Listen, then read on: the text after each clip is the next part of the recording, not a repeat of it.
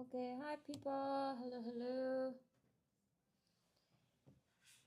Welcome, ladies and gentlemen.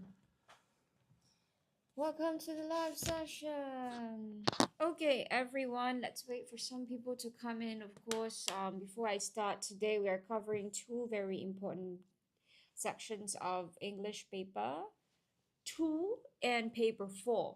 That means to say paper 2, grammar, vocabulary, and then we'll go through oral questions, since I know you're really ramping up your revisions for this coming PSLE oral examination. And some of you I know are really trying your best to prepare for you're preparing for your prelims. Yeah, so now we're officially in July. So I know you're like, oh my god, I'm going back to school. I'm happy to see my friends again, but now you're going full steam ahead to prepare for your examination. So as you can see right here on top of me, if you want to make things slightly easier for you when it comes to your revision for end of years or national examinations, join us here in Writers of Work.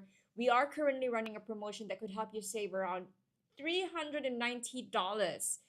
Sign up for 12 lessons and you get 2 lessons for free. And I really do believe that every single one of these lessons that you're going to join with Writers of Work is definitely going to help you with the revision that you need for the examinations. So join us. You can see it right here. You see this, you see? Hello, CW Hall. Thank you for liking the live. There is a special reason why we created where we have our creatives this way. I think you all already know, full steam ahead. You're gonna have to put in much more effort to carry the weight of your revision. At the same time, we invite you to come to our English composition writing gym. Okay, it's like the same way you are building your muscles whenever you go to the gym and practice and do your reps. It's exactly the same thing when you're trying to master a language. You come to us, we give you the practice you need. You have your own personal trainer, like your teachers. And it's very important that you have to revise regularly, the same way you go to the gym all the time, for example, to really build the muscles of your grammar skills, vocab skills, writing skills, and so on. Hello. Wait, what? Yeah, so today, I invite you all join a regular program. Sign up for 12 lessons. You get 2 extra lessons. That's a very big savings for all of you. And today, we are going through two sections of English. We're gonna go through paper 2. So I'll go through a few grammar and vocab questions with all of you. And then I'm also gonna go through oral practices with you all, so that what do you call this? Let's go through some oral practices, because I know you're all really gearing up for your oral exams, both in school and in your national exams. Okay. Okay. Yeah. Now let's stay awake, huh? Question number 1: is everyone here? No one is here. Where's everyone? I realize that I'm ready for P5. Wow, CW Whore. I am actually happy to see that. Because first and foremost, if you believe that, it always starts with a belief here in your head. Of course, we're not all delusional. But the moment you believe that, at least that helps to really align what you plant in your mind will align eventually with your actions and with your words. So if you believe you're ready, that is good. But keep the revision going, never stop. So welcome to all of you. Let's start a few grammar questions right here. People, let's give this one a try, okay? If you want to participate and try to drop in your own answers, no problem. Feel free to drop it in. Let's go, everyone. Now, the twins have worked very hard for their examinations, but blank of them has won the scholarship. Okay, so here's the thing. You have the word but. Okay, so that means to say we're combining. This one is positive because it's nice that they're working hard for their examinations, right? But then when you say but here, that would mean to say we're looking for a phrase that would mean to say that the second phrase is negative. So we're looking for negative. We want to have that meaning. What word do we want to put there to mean that none of the twins, none of them actually got the scholarship. Which one do you think is the answer? Hello, hello, hello, you how? Welcome. So now we have people here, ladies and gentlemen. What do you think is the answer for number one? Okay, what do you think? Let's give this one a try, people. Please remember, feel free to share the live session to your friends, so you know learning is more fun with your friends or the people that you know. Okay, where the other guy? You're looking for teacher Yahweh. Yeah. He will be back soon. Okay, 5:30 around this time. I'm doing a live session. Do not worry. Okay, now. Anyone who wants to give this number a try. So a quick recap. I'm going through some paper 2 questions today, and then oral questions as well. CW4, you're going for neither of them. Good job, you're right. And for that, you deserve a ring of the bell. Neither of them. Okay, that means to say none of them got it. Okay, good job. That's number 4. Right there. Yes, now let's move on to the next question. After blank effort, the elderly lady succeeded in climbing the long flights of stairs. Now, few, many, much, and several, you are basically talking about quantifiers here. So, effort here, the very first thing you need to do is to check the noun being modified, whether it's countable or uncountable. Now, question for all of you. Is effort countable or not? Can you say 1 effort, 2 efforts?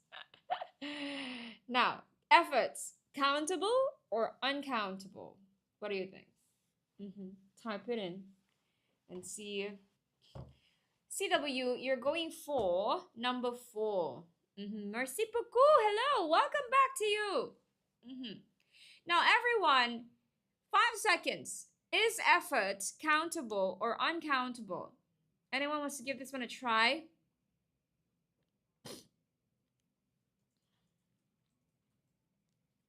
Okay, ladies and gentlemen, I shall answer my own question since none of you wants to give this one a try. CW4, very good. It's uncountable. So from this step alone, you can actually already start the cancellation method because few is used for countable. Many is also used for countable. And several is also used for countable. So you're left with number 3, much. After much effort, the elderly lady succeeded in climbing the long flight of stairs. All right, we're good to go. Now let's move on to number 3. Okay, let's see the question right here. Not realizing that 2 passers-by blanked the accident to the police, Andrew ran to the nearby police station.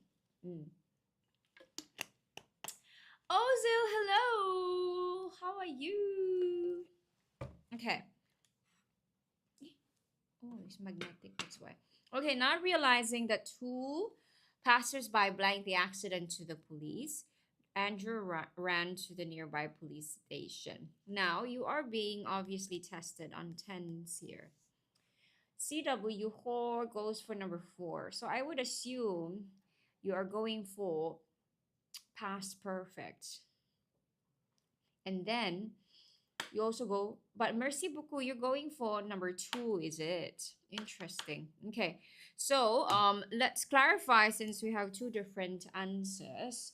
Now, if you notice in the question, there are 2 past actions. One happened after the other, but both of them are in the past. Both of them also completed in the past. So when you talk about the situation when you have 2 past actions, what do I mean by this? So the first one that happened is this one.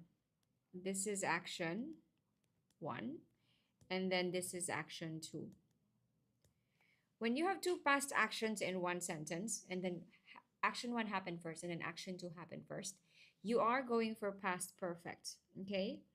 Past perfect as in action 1 will have had plus past participle, And then action 2 will be simple past.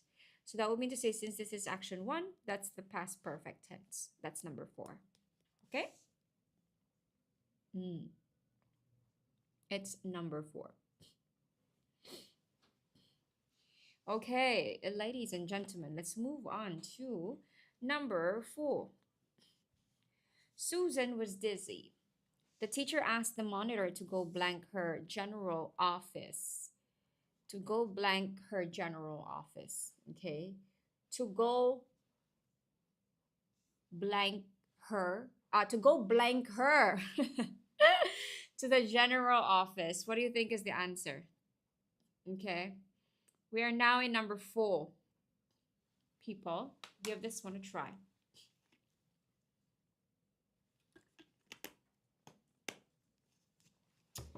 Merci beaucoup also goes for number 4. Okay. Easy and Izzy also goes for number 4. To go blank her in the general office. So I think it's pretty obvious that the intention of the teacher is for Susan to be accompanied. Okay, and if that's the connotation you want to put in the sentence, it has to be go with her. Okay, this one is pretty straightforward. I would assume all of you will get this correctly. So let's move on to the next question immediately. Okay, number 5, halfway through your grammar MCQ. Let's go now, everyone. You're all on fire. Okay, Wallace did not visit his grandparents in Australia last holiday. Blank. Question tag, ladies and gentlemen. Question tag. Be mindful. Positive, negative, negative, positive.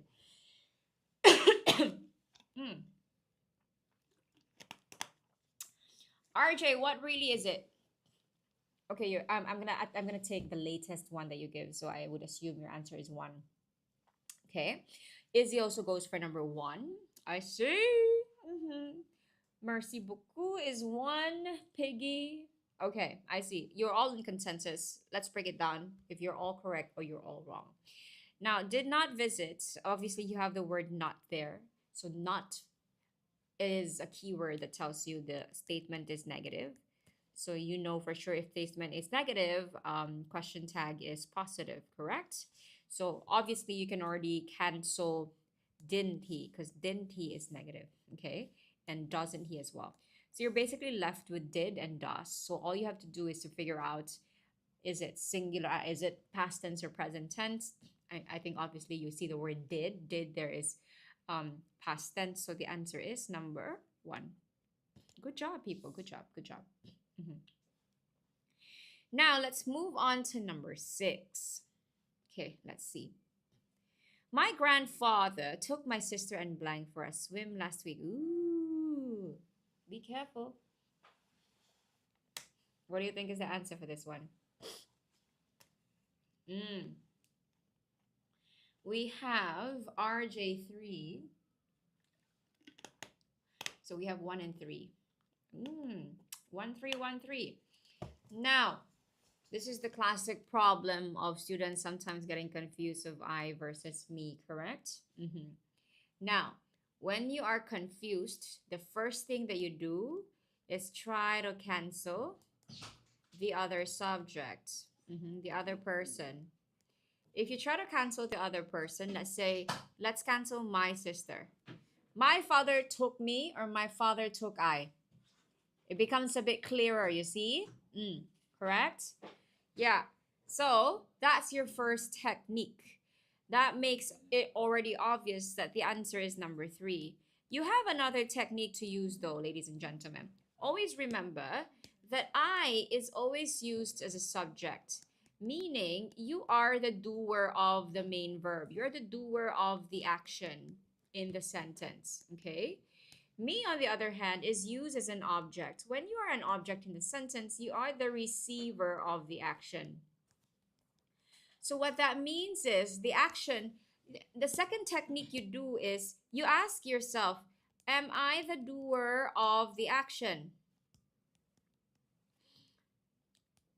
If the answer is yes, you should be using I. If the answer is no, you should be using me. In this case, took. Took, who's doing the taking? It's grandfather, not you.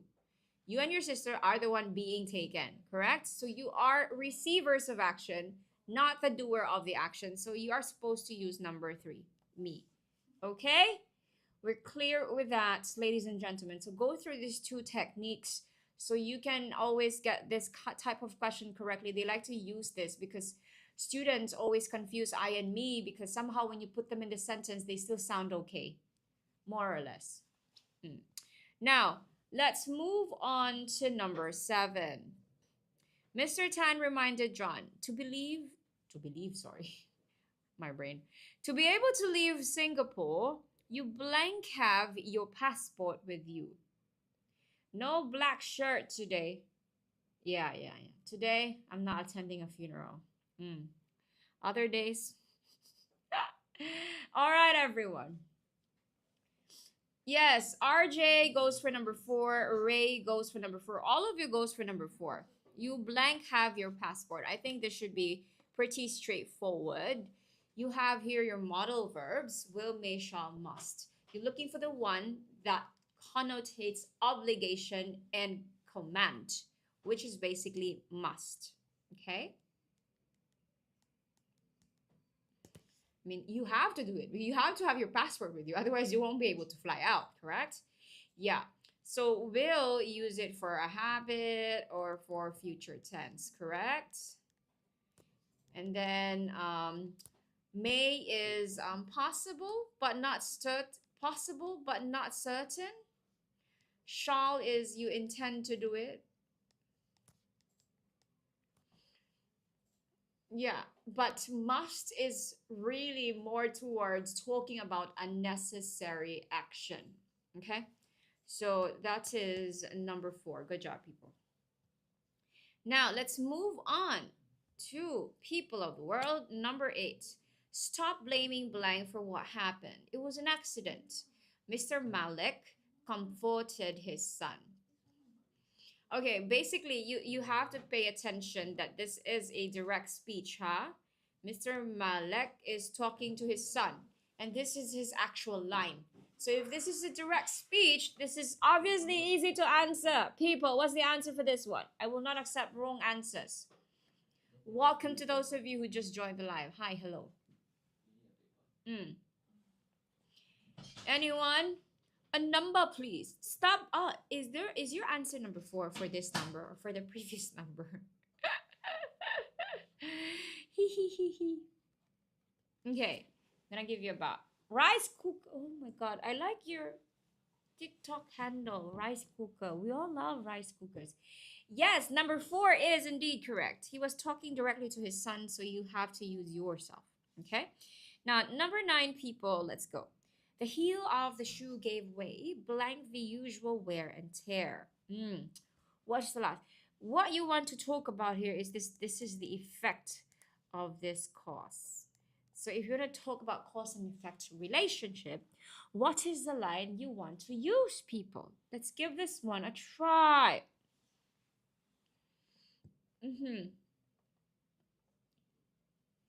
Hello, so many people are in. Welcome, people. Please remember to follow us if you have not yet. And feel free to drop your answers and join us in this session, please. Yes, 5 more seconds. What do you think is the answer here for number 9? You want to establish the cause and effect relationship, people. So the line that we need here is, I think 4. You are right. You are thinking correctly. Resulting from the usual wear and tear. Okay. Now, last number. Stay strong, everyone. Let's end this. Let's end strong. Okay. Worried about his mother, Peter could not sleep blank. He was tired. Why is it all 4? Yes, RJ goes for number 1. Worried about his mother. Peter gonna sleep. Okay, got it. Also number 1.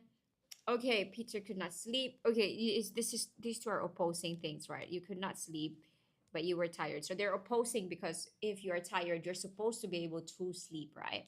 So if there are contrasting ideas, we're looking for the one that talks about that puts together contrasting ideas, which is gonna be, however, and although, cancel, despite, and since. Now, the main difference is that you use however in the beginning of the sentence, okay? Because however is used to combine two contrasting ideas that are in two different sentences, okay? But although is in the middle of a sentence, okay? So the answer is number 1. Although, okay. Well done, people. Ladies and gentlemen, very good. Are you all ready to test? Oh, very hello, Noor Ika. Let's test your vocabulary skills, huh? Are you all ready? In the meantime, since lots of you are already here, please do know that Writers at Work is currently running a promotion. If you sign up for 12 of our classes, you will get 2 free lessons, which will give you almost $400 of savings. It's a very good time to revise with us in our regular programs. We have pure composition writing program and comprehensive English program to help you prepare for paper 1, paper 2, and paper 4. So come and join us. Let us help you and train you for the examinations. Yes. Picture, however, cannot put in the middle. Okay, listen carefully. Good question, RJ. Normally, the use of however is to put together. I know you go and say, right, this one, however, is good, right? It can be placed in the middle of the sentence, okay? But the use of however is to put together contrasting ideas in two different sentences. That's why normally, however, is always put at the beginning. It can be put in the middle, but even when it's in the middle, the two contrasting ideas are still in two different sentences. So I can go and say, I don't like this water bottle. This one, however, I like. So these, I said two sentences, but in two, that's why I use however. But I can also say, I don't like this water bottle. However, I like this one. Okay. But my main point here, to make it just easier for you to understand, is that however puts together two contrasting ideas that are in two different sentences. Although, on the other hand, the two contrasting ideas are in the same sentence. Okay. Now, let's move on to number 11, which is the vocabulary question. Ready to test your vocab skills, people? Now, Rani and I saw the bully beat up the timid boy. The bully's behavior was blank.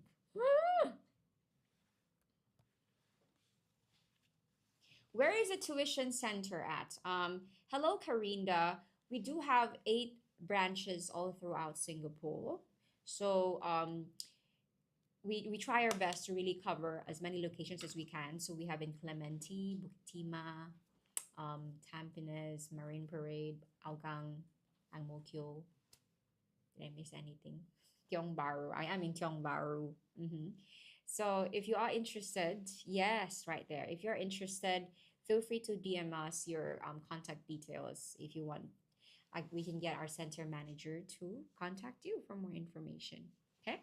Now, Rani and I saw the bully beat up the timid boy. The bully's behavior was what? How would you describe the bully's behavior, ladies and gentlemen? Try it, see. The word we're looking for is that, of course, it's always not good to see bullying happen, right? So it would be extremely horrifying to see that kind of behavior. What word is close to that kind of reaction? Ozo goes for number 3. Oh, I missed Mishan. Who else wants to try? Do you want to oppose Ozo's answer? The bullying behavior is stunning. And the emoji being chosen is actually really correct. Yes, okay. Let's let's unpack these words. Okay, firstly, the behavior is bullying, huh? Okay, what? Can you say that the behavior was striking? No, because striking means something is attracting attention, but in a positive kind of you catch attention, but it can have a positive or a neutral connotation. Attract attention by being unusual, prominent, or extreme. Okay, so it does not really convey horror, you know, like oh my god, no, not like that. Striking is like wow, you know what I'm saying. Stunning, on the other hand, also cannot, because stunning has a positive note in it. There's nothing positive about bullying someone, okay? When something is stunning, it's impressive, right? Or attractive in that sense, okay? Now, how about appalling? From the word, when you're appalled, right? You're horrified, okay? Horrifying, causing you extreme dismay or shock. So that would mean to say, oh, this is the answer. How about mystifying? Can it be mystifying, sure? No, because when something is mystifying, it's puzzling, okay? It's puzzling or it's confusing. It's not confusing to see bullying. It is horrifying, okay? So the answer is number 3, appalling. I was appalled when I saw the behavior. My goodness, like that, okay? So yeah, there you have it. Number 3, appalling. I am always right. You're really back on your streak, Ozil. Okay. Jenny frowned in blank when Dan could not understand what she was trying to tell him. Okay. How about this one? Frowned in what when Dan could not understand what she was trying to say? How was she frowning? Because, like, you know, well, how does it feel, right? When you keep saying something and the person just cannot understand it. It's very what? It's very, and then choose the words. Exhortation.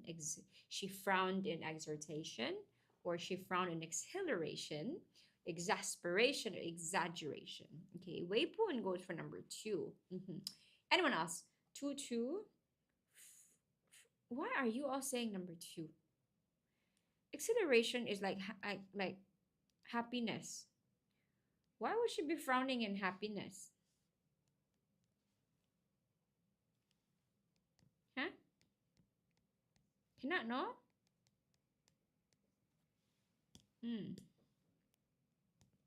Cannot. Because it's okay, let's break down the meanings of the words and then tell me if you wanna change your answer or not. Okay? Now, exhortation. When you exhortation, it means she's frowning in like strong, very strong encouragement. So this one is also positive. This is not the word we're looking for, right? Okay, exasperation. When you are exasperated, you are basically frustrated. And then exaggeration, when something is exaggerated, when you exaggerate something, you basically make something larger or more important or better. Okay, make something, let's just shorten it for you. You make something better or worse than it really is. Okay, so in here, you're not exaggerating. Yes, very good. Jenny is frustrated because she keeps repeating something and Dan does not understand. So that is frustrating. Okay, so she frowned in frustration. That's number 3. Okay, all right. Now let's move on to number 13. Last 3 numbers, people.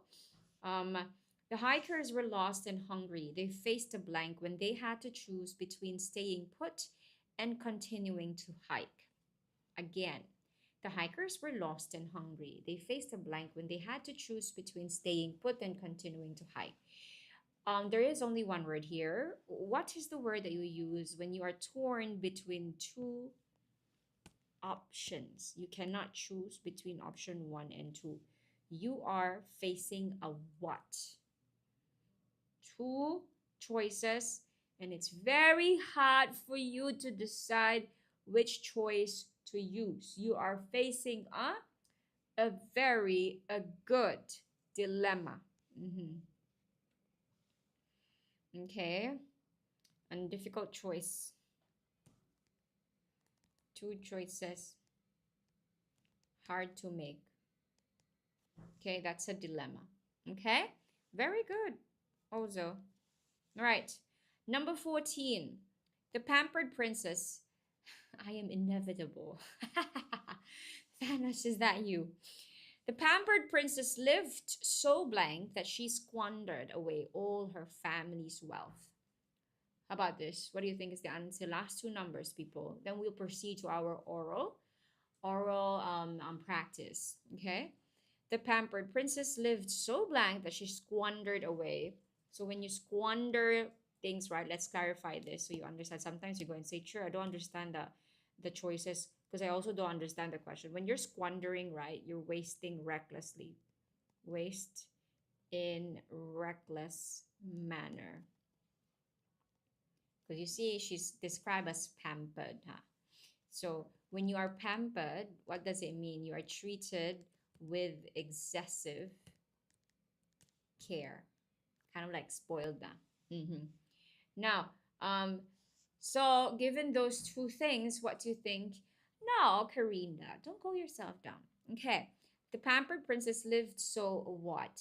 Lived so ignorantly, abundantly, excessively, or extravagantly.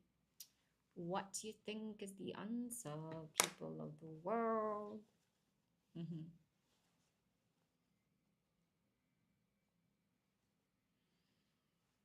You have the meanings there to help you understand the question better. So let's go. Everyone, anyone wants to give this one a try? Ozo, are you answering you're going for number 3, is it? Okay. Ozo, I'm gonna give you one more chance. There's a better word to use than excessively. There's a better word, so I need you to reconsider. Okay, Corinda goes for number 2. Ozo reconsidered and went for number 4. Okay, I'll give you both the meanings and let me know if you want to stick to your answer or not. Ignorant, of course, lacking knowledge, right? Now, are we looking for this word? Think about it. Abundantly, so when something is abundant, okay, in large quantities, right? Quantities. Now, excessively is to an extreme degree.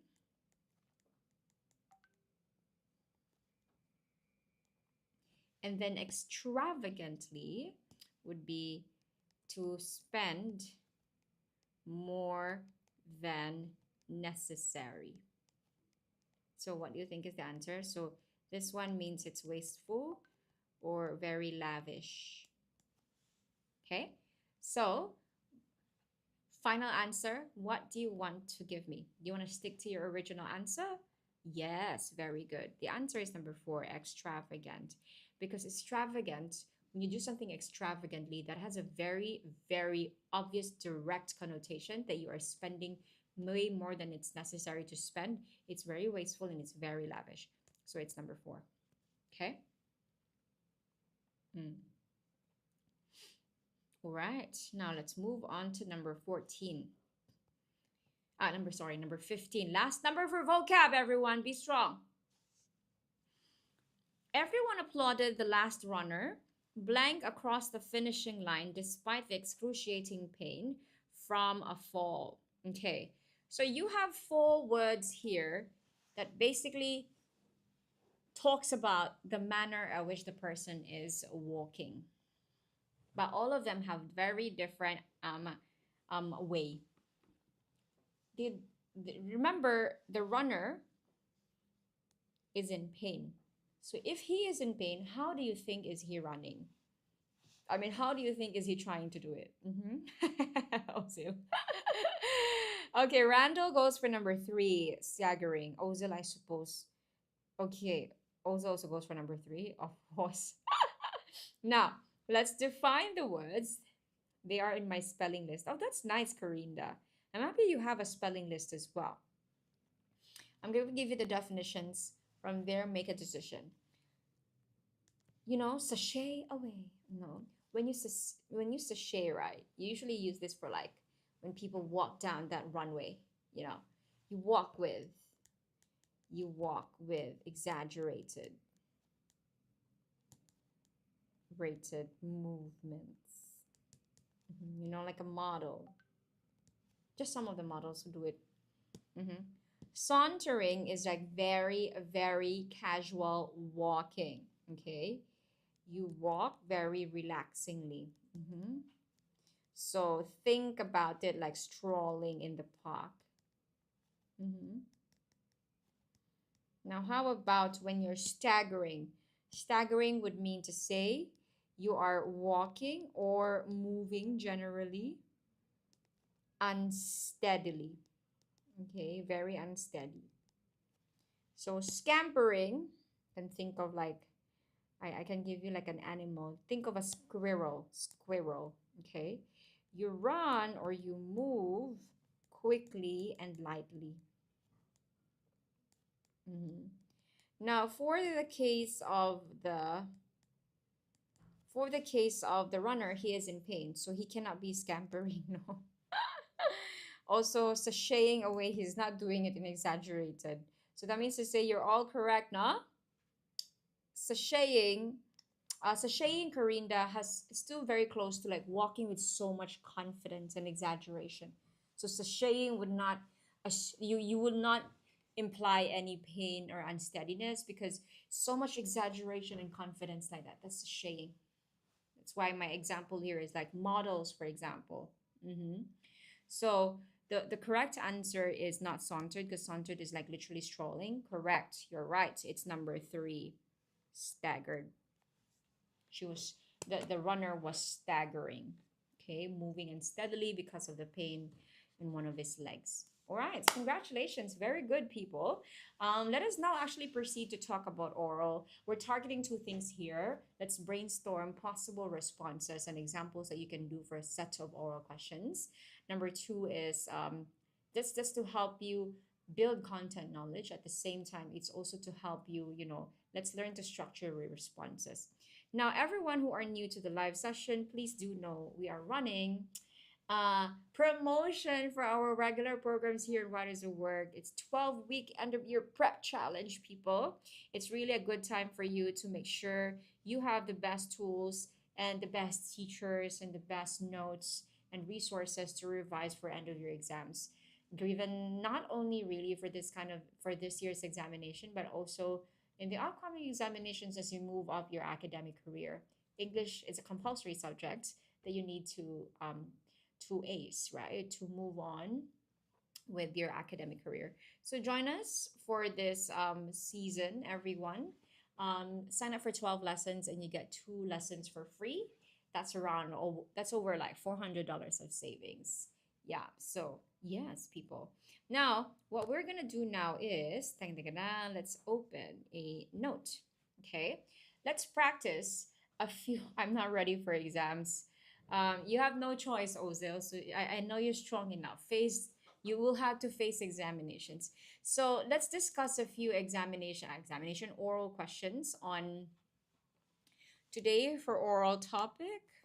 Let's talk about something very common: personal values. Okay.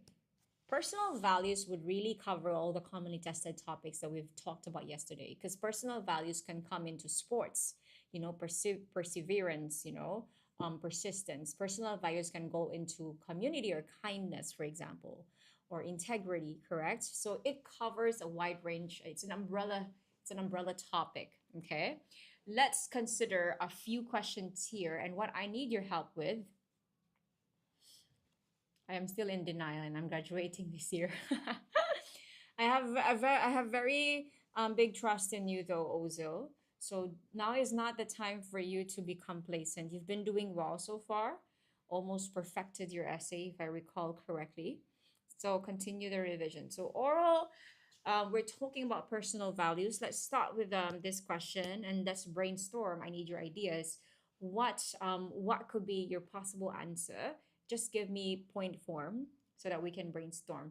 I want to go back to yesterday we tried one question wherein we went for describe when you showed honesty. Let's go for something else. How do you demonstrate responsibility at home.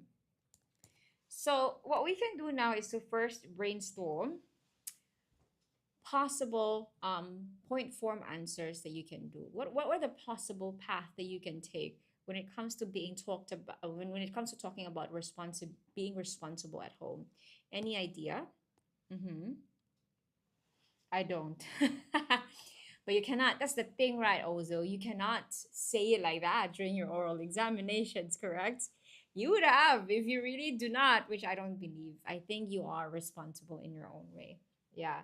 So I'll prompt you and then just talk about other possible answers that you can do here.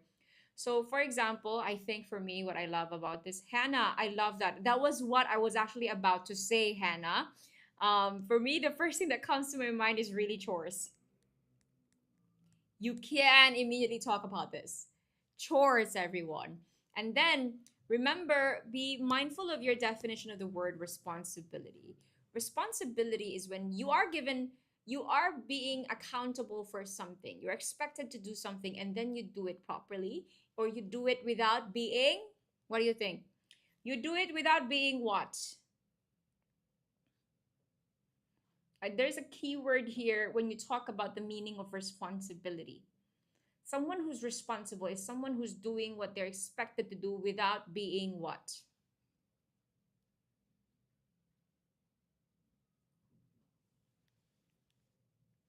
Anyone?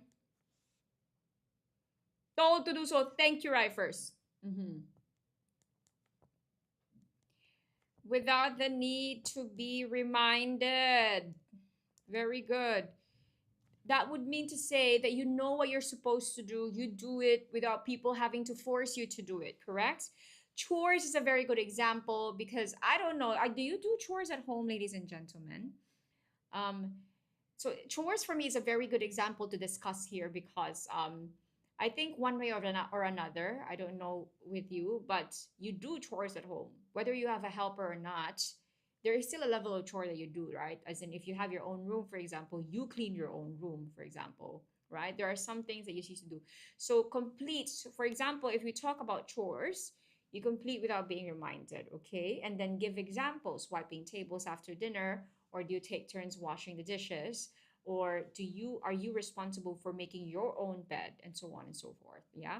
For me, this isn't a very easy one. Now, let's talk about all the other possible answers. It's not really just about chores.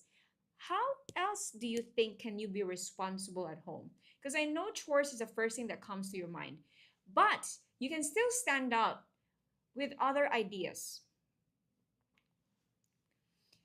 How else can you be a responsible member of the house? Ah, very good. I like that. And for me, since you are students, we can talk about pocket money. Yes.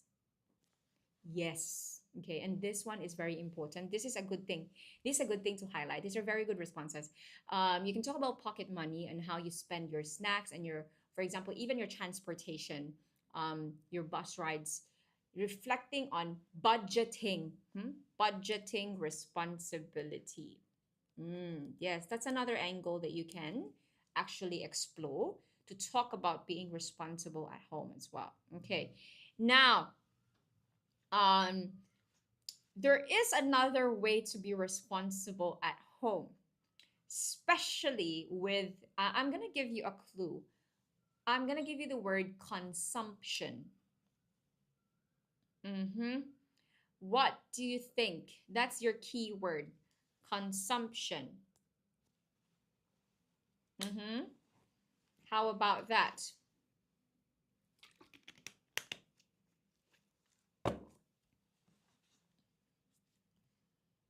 Consumption, that's your keyword.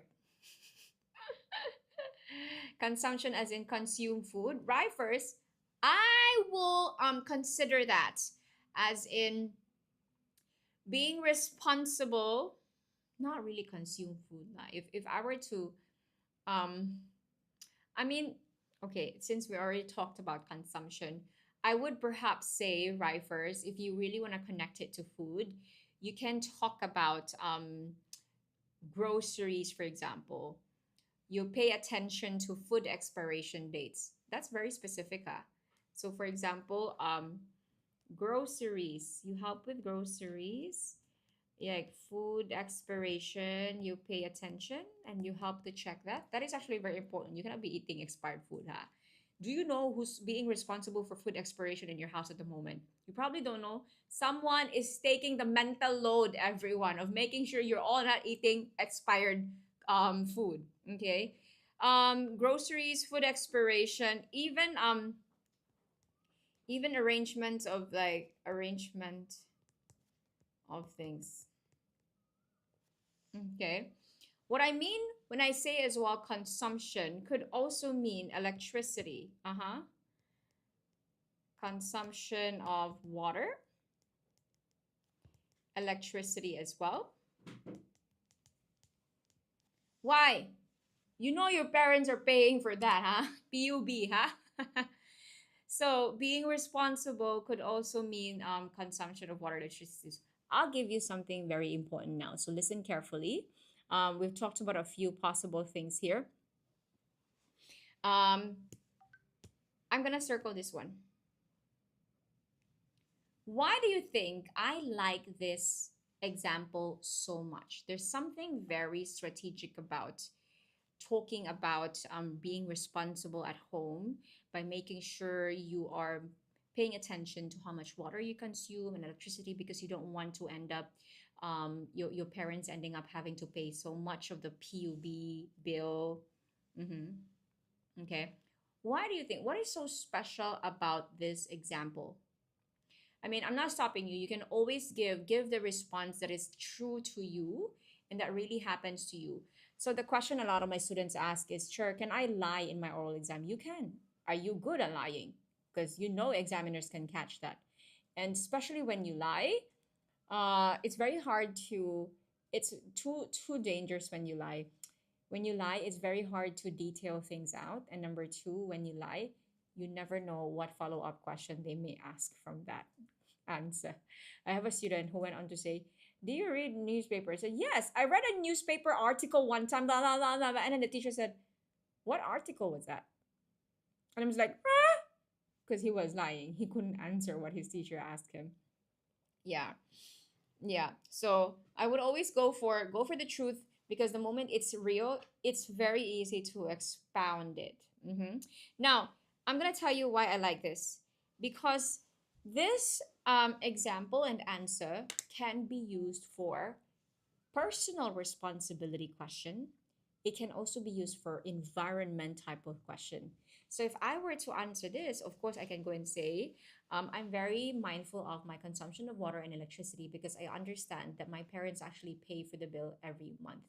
And so while I'm not earning yet, because I'm still a student and I know my parents are paying for everything, this is one of the ways that I want to help them with their expenses by making sure I don't waste these resources that we use at home. Okay? You can use the same example, but if the question is environment related, of course, you don't go and say, I am very mindful because of my parents paying the bill. You can go and say, one way for me to really help the environment, of course, I'm still young, I'm still a student. I cannot be in the laboratory or working directly with all of these big shots. I know people who are already in the industry. What I can do for myself personally is to be mindful of my consumption of water and electricity at home. I make sure that everything is turned off if I'm the last person in the house. Or for water consumption, for example, I make sure that that water I use, that I waste as I wait for the cold water to turn warm, I make sure it's being placed in a barrel or in a whatever that is, in a basin, for example, so I can use that water to flush the toilet bowl, for example. Okay, so that would mean to say, that's why I'm telling you, there are personal experiences that you can reuse for different themes. But you have the missing part is the part that you have to make sure is to how you use that personal experience to connect it back to the topic or the theme that you're being asked about. Okay, so that's the first question. Let's move on to another question, shall we? So at least we have considered some questions and possible answers that you can use for responsibility at home. Let's do another one, Ken. What if, still on the topic of personal values, let's say, describe. Okay, that one I like. There's another one I like.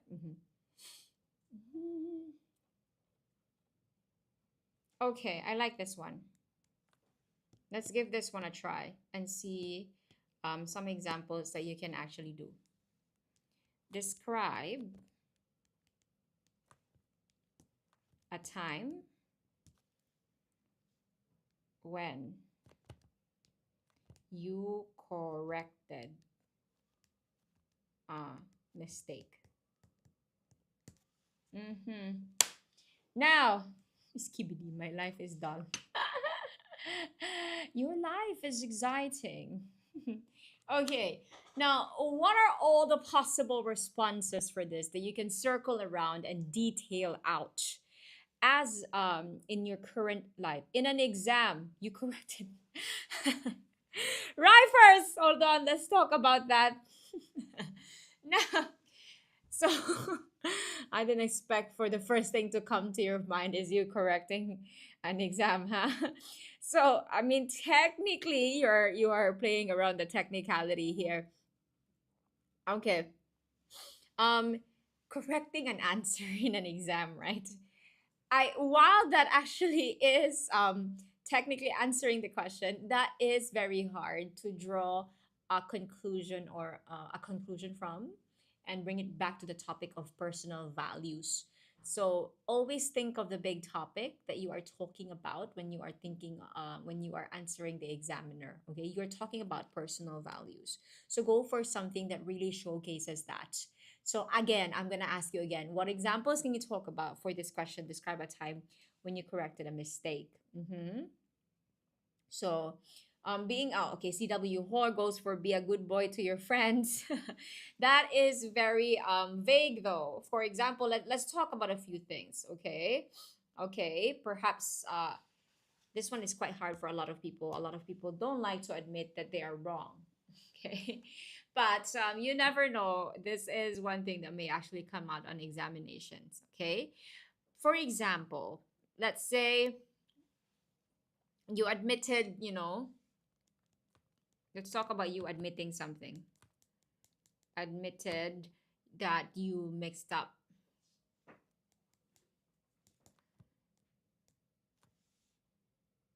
That you forgot to do your assignment. I saw a careless mistake in mine, and so I corrected it. Okay, admitted that you forgot to do your assignment. An assignment can be a lot of things. It could be that there was a time when I was working with a project with my classmates, a group class. It's a group work. I was given an assignment to do this part, and I forgot to do it. I actually missed out writing it in my tasks, and so I never got the chance to do it. It really affected the performance of our project, so I really apologize for it. But because we were given an extension of the deadline, I was so happy because I got the chance to make it up to my group mates, for example. That could be one.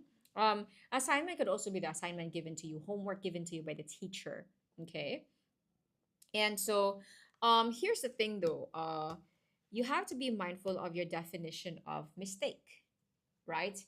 Is mistake something that you did on purpose or not, right? I would say the word mistake is something more towards something that you did not do purposefully, but you still realize that it was wrong for you for having for it was still wrong that you have done it, but you didn't do it on purpose. So if I go and say I am going to steal that laptop, that is not a mistake because you had the intention to actually really do it. Okay, mistakes are those things that you that affected other people, but you did not mean to do it. And then you realize that having done it actually um, had a negative result. Okay, So be mindful, number one, unpack, understand the question correctly so you can answer it correctly as well. Okay. And then describe a time, remember to do your 5W, 1H. Okay. That would help you lengthen your response and help them understand the situation you're trying to describe better. Okay. All right. What other times? Okay, you all don't want to admit your mistakes. Huh? That's why you don't want to answer this question. I'm gonna give you a different question instead. Huh? Okay, this one I like. Let's give this one a try. Okay.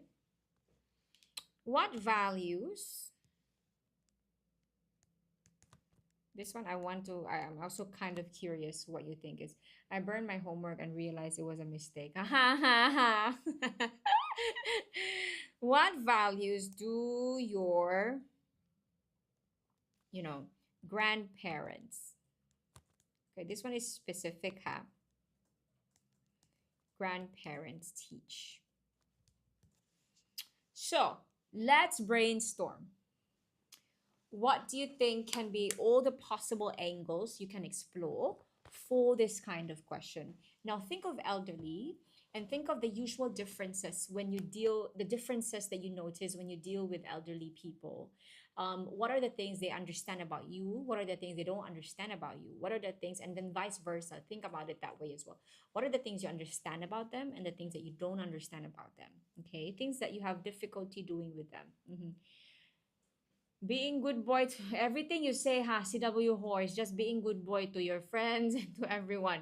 I need you to really start um, zooming in and specifying what it means to be a good boy or a good girl. Does it mean saying things honestly? Does it mean to say you're using polite words all the time to talk when you talk to them? Okay. So what does it mean to be what values have you learned from your grandparents? Anyone? Help others when they do not beef. Huh? My parents teach me to have a gratitude to people. Right first, use polite words. I like that. So especially when you talk about grandparents, these are people who had lived way longer than you do, that they're also older than you, right? So that is nice. I like be a good person and be happy, be grateful. Okay, CW Hor, huh? Later, I ask you for a personal experience on that. You should be able to elaborate, okay? Rifer, you talked about politeness, okay? Choosing, politeness as in words, most especially, and in action, in words and actions, and then make sure you have a very specific situation that can point that out. I like that. I want to emphasize something, and I'm not sure, right, first, if this is what you mean. For example, when you say being grateful, um, this is something which is good. Why? A lot of people that are older than you, they may have gone through difficulties in life that you didn't have to go through. And so these people are able to share things with you like, you know what, before we couldn't afford these things. We could only, for example, we could only eat twice a day. But now you can eat 3 times. You even have extra snacks every single time, everywhere in the house. Or sometimes we go and say, before we didn't have computers, we didn't have internet, so we have to go to the library, read every pages of these books to have to do our research. We didn't have AI to help us. So I feel like gratefulness can be angled in that sense when people from older generations are able to share with you the difficulties that they used to have, perhaps because of the lack of resources, the technology wasn't that advanced or something. Yeah. Your grandpa told you should be grateful you existed. I agree. I agree to that. Yeah. You should be grateful you're all alive now. Yeah, so for me, that's an angle you can explore, especially when you're talking about like learning something from the elderly or learning from something from people who are older than you. Okay? Anyone else who wants to give me one more possible answer for this one? I just remembered how people lived without devices in the past, but we're still happy. Of course, Rifus. Yeah, people adjust to the environment that they live in. So people in the past, of course, you cannot imagine their lives because you are living in a different time. But it was the same way for them. They lived in a time where they never got to use phones. So they are able to survive in a time where they don't have phones, for example. So times are different. People adapt to what their situation is. Yeah. Okay. So let's explore one more thing. Okay. I would say I'll share one more and then I'll let's move on to another question. Okay. So it's very important because do keep in mind this also applies to O level oral. The topic on elderly is also a commonly tested topic. Okay. So you have to make sure you're prepared to discuss a couple of things about this. One thing I can perhaps share when it comes to my grandparents, I would like to talk about hard work. Because hard work, these are the people who will tell you, their generation, right, are the types of people, they last very long in their jobs, for example. And then a lot of their jobs is very physical and very manual. And they are perhaps the generation who didn't not true to Allah, but when you don't when you're not born in a rich family, these are the people who tried very hard to make sure all the way down to your line you get to have the education that you need. So these are the people who work so hard to bring their family up. Okay, so this is one angle you can explore: hard work, politeness, being grateful because of the difference in the times, the difference in the technology, the difference in economy. Okay. Yeah. My grandpa said that I should be polite and stop saying the following with no cap. Do note that you have very different terms as well that you use. So use something your grandpa can understand, huh? Yeah. Okay, let's explore one more question under personal values. Ready? Okay. Uh let's talk about this one. Let me search for something, and then something I'm also interested to see what your point is.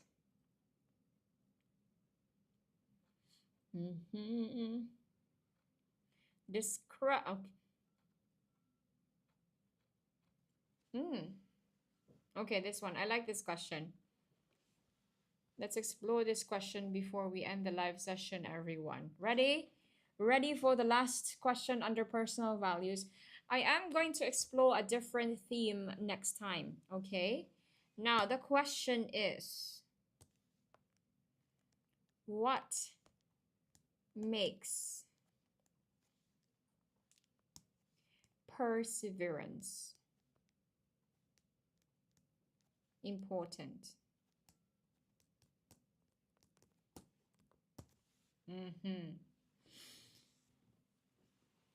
Okay. Or, first things first, when you hear the word perseverance, what do you understand from it? Because number one, especially that personal values are commonly tested, you have to know the meanings of your values, huh? Okay. You don't give up. Very good. I like that. What is perseverance? Good question, Rivers. Perseverance from the word persevere, right? When you persevere, you continue doing something.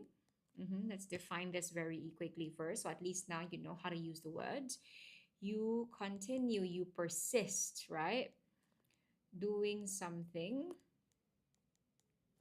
despite the difficulty. Despite difficulty or delay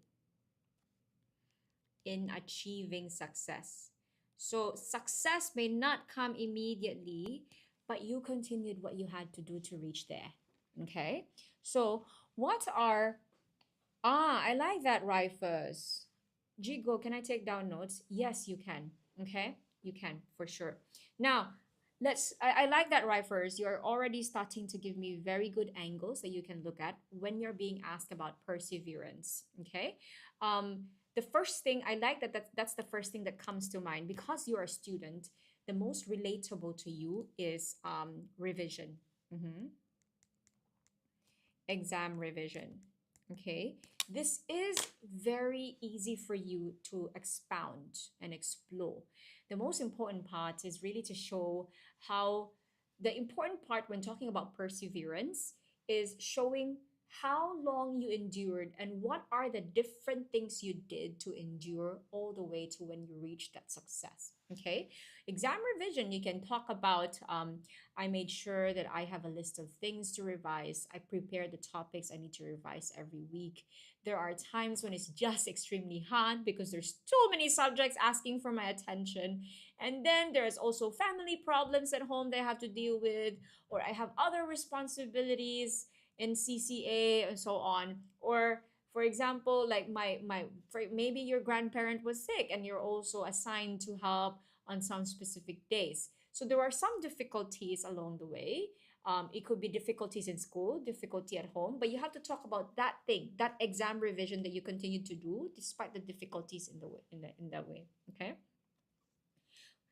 Playing through. I like that. Ozil, perfect, perfect. So on a different angle, you can talk about it in the angle of sports as well.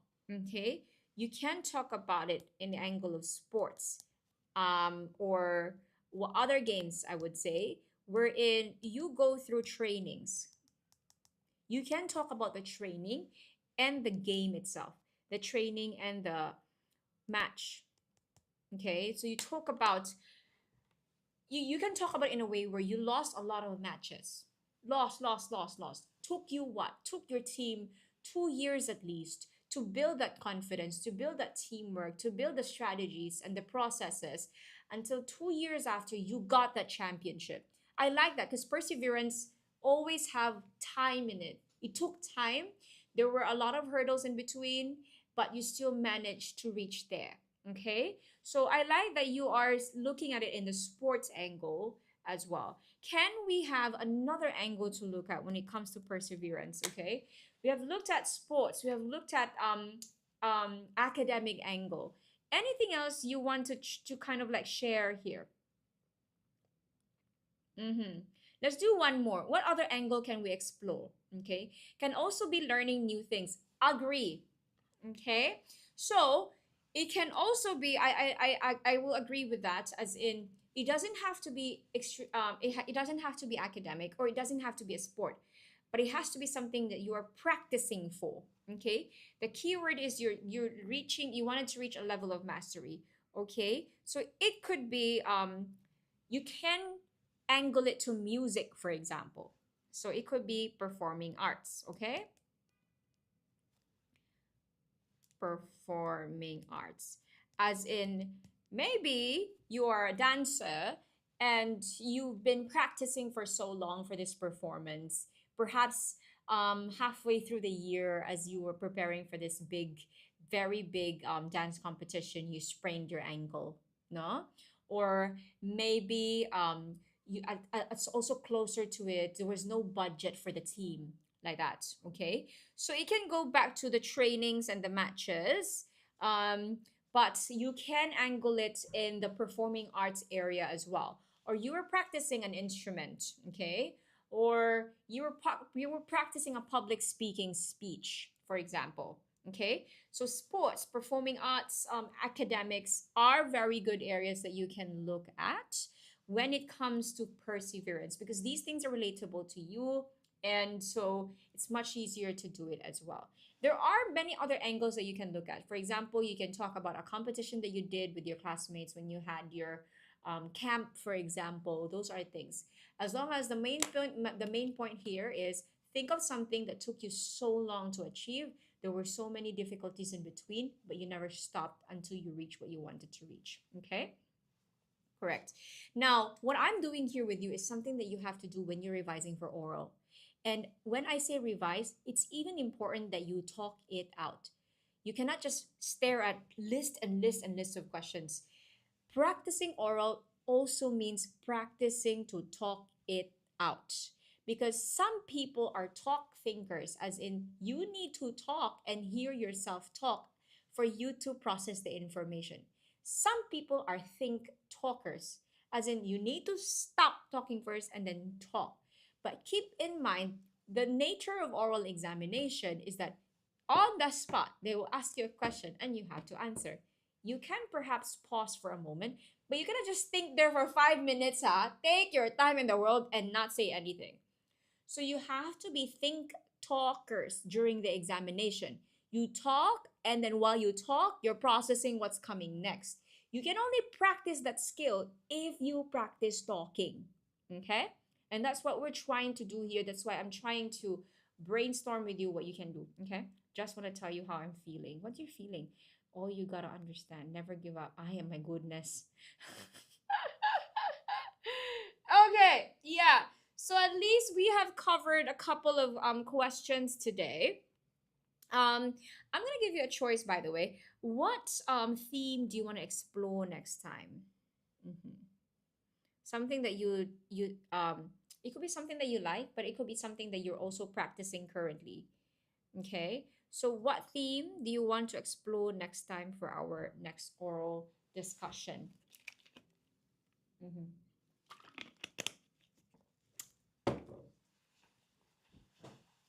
Next time, let's do blitz practice. When I say blitz, right? Let's do many questions, and then you have to quickly give angles to answer the question with. Okay, let's do that very quickly. Okay, yes. Now, everyone, before we go and finish the live, do keep in mind, Rights at Work is currently running 12 plus 2 promotion for our regular programs because we understand that you are preparing for your end of year examinations or national exams, PSLE and O levels. If you sign up for 12 lessons, you get 2 extra lessons for free. That's over $400 of savings because you also don't need to pay the registration fee. Yes, Ozo, you know what I'm saying. And everyone, the next few live sessions will be actually like this. We're trying our best to combine paper 2 and paper 4 so that you get to brainstorm and build your content knowledge on oral. The biggest thing about being able to talk about things, you can only talk about them if you know something about them. That's why the brainstorming on a different angles is very important. So it's very much quick to come to your head the moment the examination comes. You have to learn to think on your feet. And to do that, you have to discuss themes, you have to discuss angles, and you have to practice talking them out. That is what we're going to do. Yes, paper 4 is listening, compre. Paper 4 is oral. Paper 3 is listening. Ozil. Paper 1 is the writing one. Paper 2 is comprehension, language use. Paper 3 is listening, and paper 4 is oral. Yes. It's the same for PSLE and O levels. Yeah. Okay, so yeah. I think, ladies and gentlemen, that's about it. I thank you all for joining my live session today. Those of you who have not followed us yet but are here and you enjoy the live session and you want to do more practices together when it comes to oral and paper 2, please feel free to follow us so you get notified when we go live. Click that notification bell as well. Or better yet, share this live session or share our account to your friends so we can all revise together. Okay? Thank you so much, everyone.